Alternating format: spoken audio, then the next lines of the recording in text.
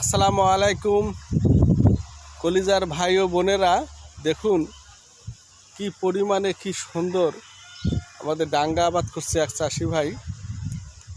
কি যত্ন করলে এত সুন্দর ডাঙ্গা আবাদ হয় দেখুন।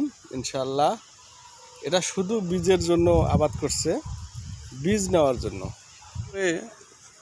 চাষি ভাই আবাদ করছে। দেখুন ডাঙ্গার গাছটি, এটা বীজের জন্য উপযোগী।